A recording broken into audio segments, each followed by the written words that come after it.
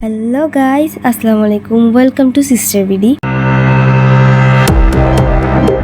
আজকে ব্লগটা হচ্ছে মর্নিং ওয়ার্ক ব্লগ, তাও কি ফ্রেন্ডদের সাথে।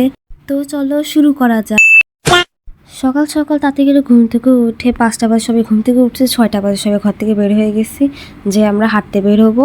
এটা আমাদের 2 দিন আগে প্ল্যান ছিল, তো আজকে আমাদের এটা পরিপূর্ণ হবে। তো অনেকক্ষণ ধরে অপেক্ষা করার পরে দেখি ওরা এসে পড়েছে। তারপর আমরা দৌড় দিয়ে ওদের কাছে চলে গেলাম। চলে যাওয়ার পরে আমরা একটু পরে আমরা সৈকতে ঢুকলাম।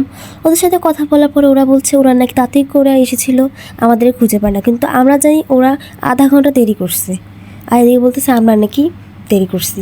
আমরা সবাই কলেজে ঢুকেছিলাম, ঢোকার পরে আমরা একটু হাঁটা শুরু করলাম, আর তার সাথে সবাই সবার দোষ গুণ সব ধরলাম। আর এই পাশে আমরা কথাও বলছিলাম।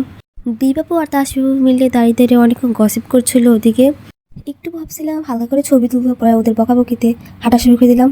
এমন হাঁটলাম, হাঁটতে হাঁটতে আর ভালো লাগছিল না, তারপর হাঁটছিলাম। সকালবেলা আমরা ভেবেছিলাম অনেক কম মানুষ থাকবে সবাই কলেজে, কিন্তু অনেকজনই ছিল অবশ্য। অনেকজন দেখি হাঁটাহাঁটি করতেছে, কেউ তাড়াতাড়ি হাঁটতেছে, কেউ আস্তে ধীরে হাঁটতেছে। তখন 8টা বাজে আর অনেক রোদ পড়ছিল। তখন আমরা হাঁটছিলাম আর একটু পর একটা আঙ্কেল আমাদের ডাকে,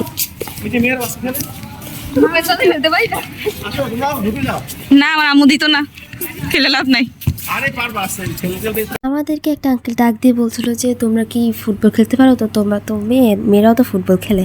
কিন্তু আমরা বলছিলাম তো আমরা যে ঘুম দেই, ঘুমে তারা চাইলে আমরা ফুটবল খেলা আর লাগবে না। আর এখানে দেখি অনেক মানুষ এক্সারসাইজ করতেছে, আর এখানে আমরা বের হয়ে যাব একটু পরে। আর বরফও বলতেছিল বরফ নাকি ওদের সাথে যে জয়েন করবে, কিন্তু আসলে করবে না। এখনই যাও, এখনই যাও। তারপর আমরা কিছুক্ষণ ঘুরঘার করে আবার এসে পড়লাম বাহিরে।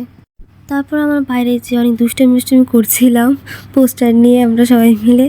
এদিকে আবার তাসবি আপুর বয়ফ্রেন্ডকে খুঁজে পেলাম। এই তো সামনে আপনি দেখতেই পাচ্ছেন, অনেক সুন্দর। ওই দেখেন তাসবি আপুর বয়ফ্রেন্ডে আবার ফ্রেন্ডও এসে পড়েছে, সো সুইট, ঠিক না? আর ওদের বয়ফ্রেন্ডে দেখার পরে আমরা অনেক হ্যাপি হয়ে গেছি, কারণ ওদের বয়ফ্রেন্ডকে আমরা সামনে দেখতে পারলাম। তো আমরা হাঁটতে হাঁটতে যাচ্ছিলাম কালীবাড়ি। কালীবাড়ি থেকে আমরা অটো নিয়ে যাব বয় স্টেশন। তোর দেখাইতাম না। गजब बेइज्जती है। না বিগ ফ্যান, বিগ ফ্যান আপু, বিগ ফ্যান। আমি বিগ ফ্যান। আমরা একটা অটো নিলাম, অটোতে উঠে পড়লাম সবাই তাড়াতাড়ি করে। কিন্তু লাস্ট করতে গিয়ে ও সবার লাস্টে নেমেছে, তারপর ওকে বেচারা কলে উঠতে উঠলো।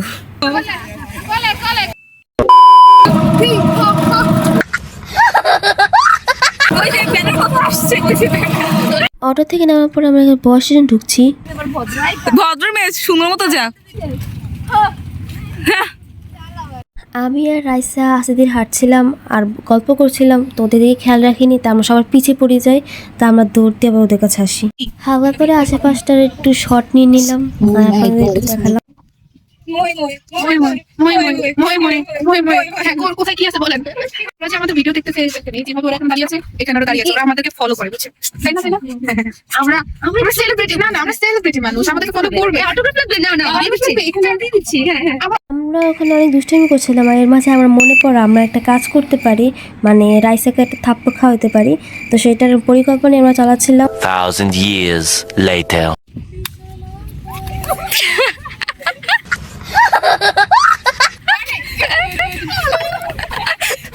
বস স্টেশন থেকে এখন চলে যাচ্ছি, তার মাঝে কিছু ফানি ভিডিও করে নিচ্ছি, সবাই দেখে না।